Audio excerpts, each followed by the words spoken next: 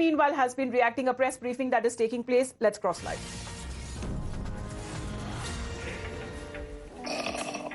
Liberty, fraternity is being challenged by Ram Temple and Ram Navami and Prime Minister going to temple all the time and, talking. मतलब वो महोदय ये कह रहे हैं कि भारत की विविधता और लोकतंत्र राम मंदिर, राम नवमी और प्रधानमंत्री जी के मंदिर जाने से चैलेंज हो रही है। मैं पुनः कहना चाहूंगा कि विदेशी मानसिकता के इन सलाहकारों से ओतप्रोत लोग उस विचार को समझ ही नहीं सकते। माननीय प्रधानमंत्री जी ने कहा है कि भारत दुनिया की सबसे बड़ी डेमोक्रेसी नहीं, India is the mother of democracy. कहां ये लोग इसमें पड़े हुए हैं कि सब बाहर वालों ने दिया है?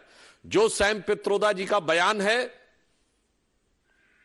यह भारत के उस मूल स्वरूप के प्रति अज्ञानता और अवमानना मींस इग्नोरेंस एंड कंटेम्प्ट दोनों को बताता है। इन्हें पता ही नहीं है कि चोल साम्राज्य में बाकायदा डेमोक्रेटिकली इलेक्टेड ग्राम सभाएं होती थी। भगवान बासवन्ना के अनुभव मंडपम 11वीं 12वीं शताब्दी में ब्रिटेन के मैग्ना कार्टा से बहुत पहले से थे। वैशाली का गणराज्य 2600 साल पहले था और वेदों के काल में सभा समिति विदत और गण बैठकर कार्य करते थे। और मैं पुनः चुनौती से कहता हूं, भाई अगर आपके दिमाग के ऊपर विदेशी पर्दा है तो हटाइए। सिर्फ भारत में प्राचीन काल में शास्त्रार्थ होता था, धर्म में भी डेमोक्रेसी थी जो दुनिया में कहीं नहीं थी।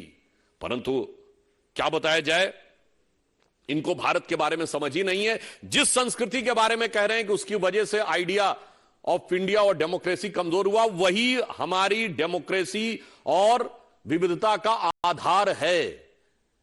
इसीलिए हम दुनिया के इकलौते बड़े देश हैं which never went for invasion, because in Hinduism there is no concept of conversion.